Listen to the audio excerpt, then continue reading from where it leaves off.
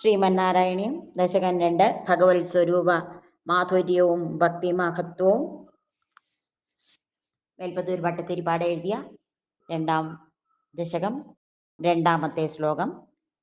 കേയൂരാംഗത കങ്കണോത്തമ മഹാരത്നാങ്കുലീയാങ്കിത ശ്രീമദ് ബാഹു ചതുഷ്ക സംഗത യഥാശങ്കാരി പങ്കേരുഹാം കാഞ്ചിത് കാഞ്ചന കാഞ്ചിലാഞ്ചിതലസത് പീതാംബരാലംബനീം ആലംബേ വിമലാംബുജദ്രുതിപദാം മൂർത്തിതവാർത്തിചിത്തം.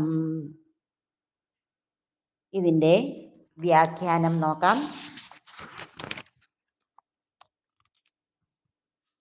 ഭാരതീയ പ്രതിമാശാസ്ത്രപ്രകാരം തീർത്തിട്ടുള്ള ഗുരുവായൂരിലെ പ്രതിഷ്ഠയെ പറ്റിയാണ് ഭട്ടതിരിപ്പാട് ഇവിടെ വർണ്ണിക്കുന്നത്.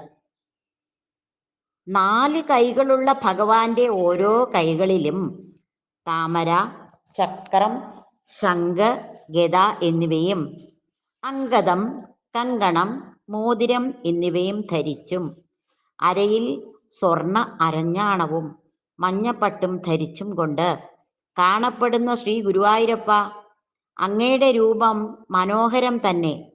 താമരയേക്കാൾ ശോഭയേറിയ അങ്ങയുടെ ശ്രീപാദത്തെ ഭജിക്കുന്നവരുടെ ഇഹപരലോക മോഹങ്ങൾ ഇല്ലാതാവുന്നു.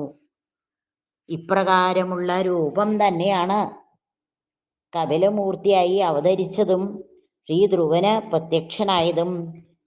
അങ്ങയെ ഞങ്ങൾ ഭജിക്കുന്നു കൃഷ്ണ ഗുരുവായൂരപ്പ. ഇതാണ് 2ാം ശ്ലോകത്തിൻ്റെ ദശകം 2 ശ്ലോകം 2ൻ്റെ അർത്ഥം.